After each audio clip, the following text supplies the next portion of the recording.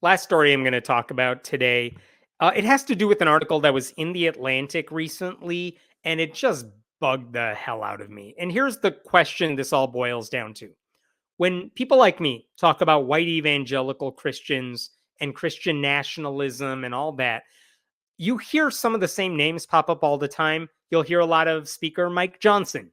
You will hear about Christian pseudo historian David Barton. You will hear about old school dudes like James Dobson.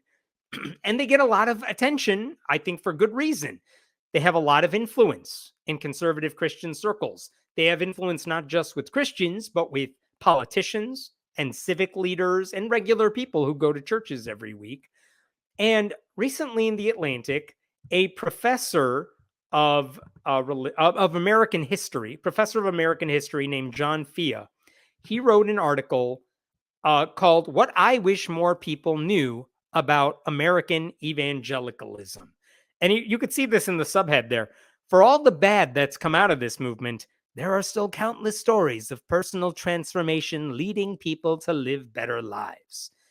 And the gist of his article is that we're being unfair by equating white evangelical Christianity with like the worst people. Because he's saying, you guys, it's easy to cherry pick the bad people. It's easy to cherry pick bad people, but you got to consider everything. And there's a lot of good there. And I want to cut to one part of his article right here. James Dobson, in case you're not familiar, he's the guy who founded Focus on the Family. His method of raising kids, that's the thing he was known for. If you were a conservative Christian, you would read like his books to teach you how to raise good Christian children.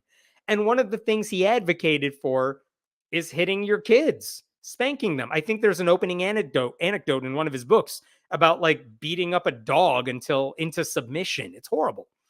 And if you've talked about like To Train Up a Child by Michael and Debbie Pearl, it's the same thing where they say like, you need a rod that is like of this size and you need to hit your kid with it. Not so it leaves a mark, you guys, but so the kid learns his lesson.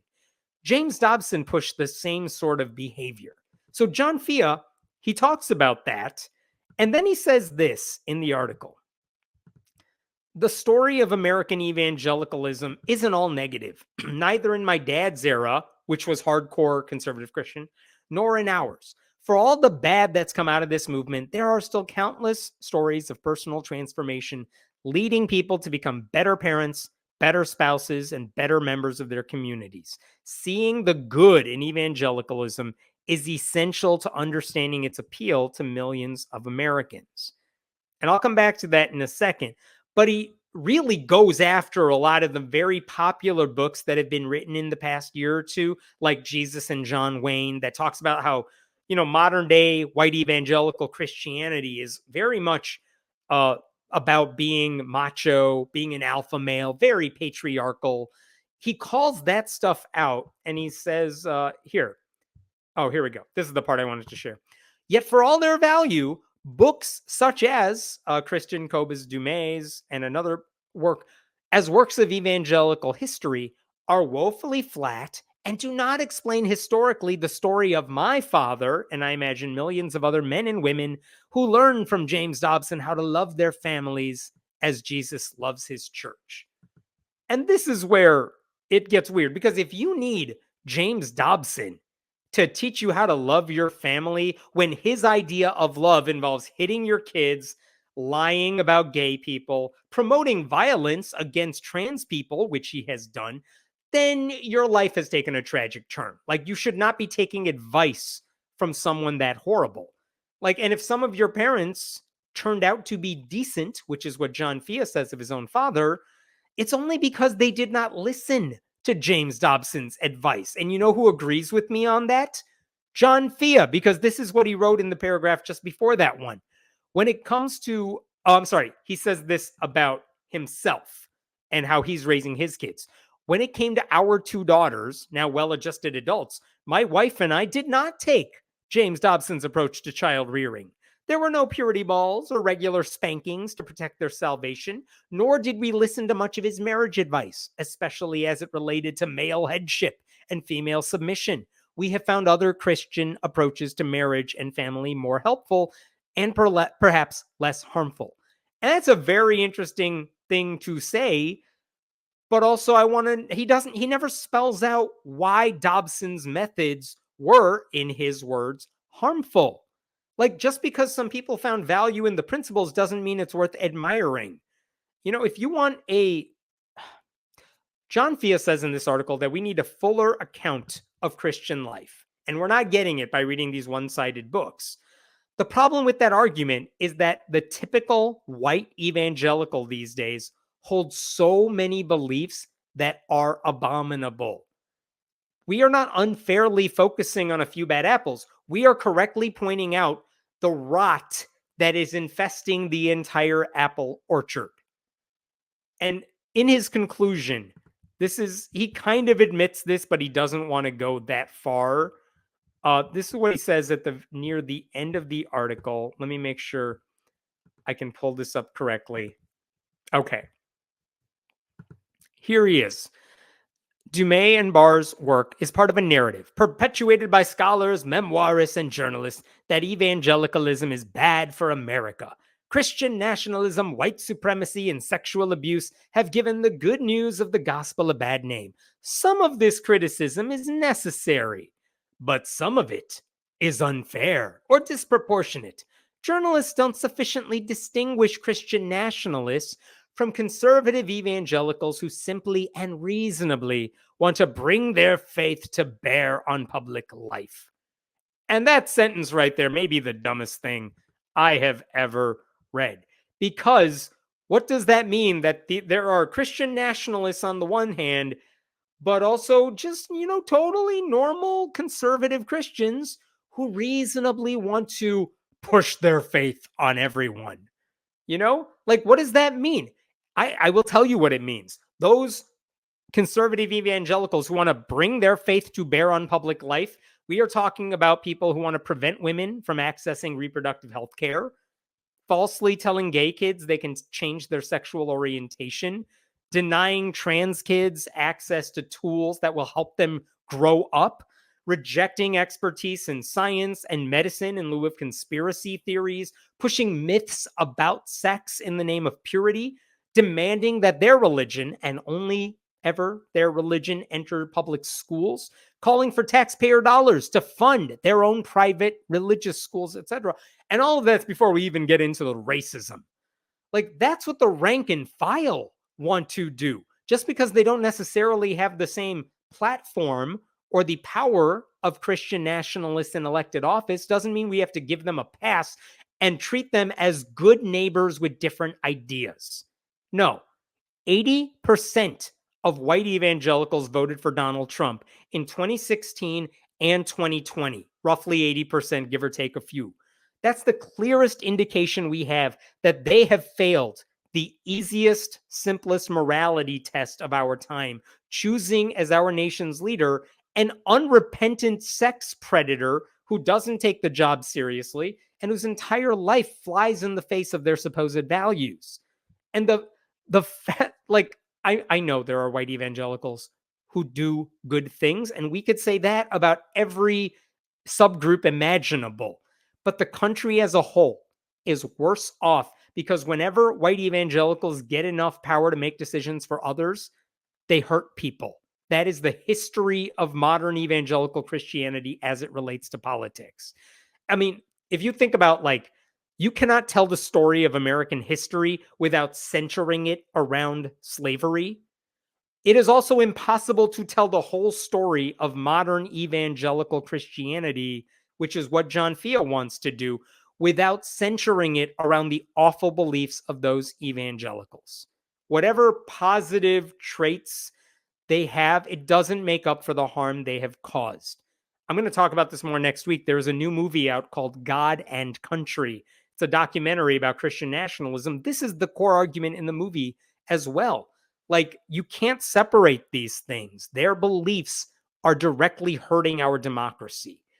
And in fact, someone who had a similar take here of all the things I'm saying here, it was Sarah Jones who writes for New York Magazine. And let me share with you one of the things she wrote. Let me make sure I'm not missing anything here. She criticized his essay. And she said she grew up in an evangelical home. She said her father was also influenced by James Dobson. And look at this. My own parents had a copy of The Strong Willed Child, Dobson's book, as I recall, and they treated me accordingly. In practice, this meant corporal punishment, a lot of it. Because I was homeschooled from my early childhood and had no extracurricular activities, my parents could not meaningfully ground me. But my father could spank me and shove me and threaten me with belts, and he did. I still have physical scars from his efforts at discipline. My parents didn't always follow Dobson's advice, but his books and broadcasts gave abuse a Christian imprimatur. So again, like, she's admitting what we all know. There are evangelicals who do good, sure. They want to help people, sure. But if white evangelical Christians ever had a comprehensive accounting of their faith, it would not look pretty. Because the bottom line is living out their faith in practice has meant hurting the marginalized. And this is what Sarah Jones writes at the end of her article here. A Trump devotee may well think of themselves as an evangelical doing an evangelical thing. Moreover, the polls are what they are. Most white evangelicals are Trump voters. Their church may run a food pantry and host Mike Flynn or someone like him the following week. Fia admits as much. Many of them will hold their nose and vote for Donald Trump, he writes, adding, others might even attend churches that occasionally hold patriotic Sunday services, but they are also doing the Lord's work. A patriotic Sunday service is a vague euphemism. What does it mean to do the Lord's work for the needy and then vote for a champion of the wealthy? Surely the needy deserve better than Trump. Like, right on. When it comes down to it, if you say you love children, but you make it harder for gay couples to adopt or for people to use IVF, and then you demonize kids who are LGBTQ, and then you push for looser gun regulations so that mass shootings continue unabated, and then you spread lies about vaccines so measles pop up again in Florida like they did this week, and then you teach kids that every form of sex before marriage is sinful, you're lying to yourself. You don't love kids, you're hurting them. And again, I haven't even mentioned the fact that their core religious beliefs are just flat out untrue. Hi, I'm an atheist. Like, of course they're untrue. It's fascinating how so many articles about these famous white evangelicals can be written, though, without even mentioning Jesus, because Jesus is so not interesting to any of these people. He's practically irrelevant. I do want to show you one other thing that Kristen Kobes Dumais wrote about this piece. She's the author of Jesus and John Wayne. She was the focus of John Fia's article, or at least one of the focuses. This is what she wrote about her book. Jesus and John Wayne, and the other book he mentioned, The Making of Biblical Womanhood, became bestsellers not because a secular public couldn't get enough of evangelicals behaving badly. They became bestsellers because evangelical readers themselves found them and said, this is true. After decades of being fed only one narrative, all of the positive stories and celebrations of how they, more than anyone else, were doing the Lord's work, tens of thousands of evangelical readers found in our books accounts that resonated with their own experiences. Fia's dad's story might not take center stage in my book, but other people's stories do, which again is true.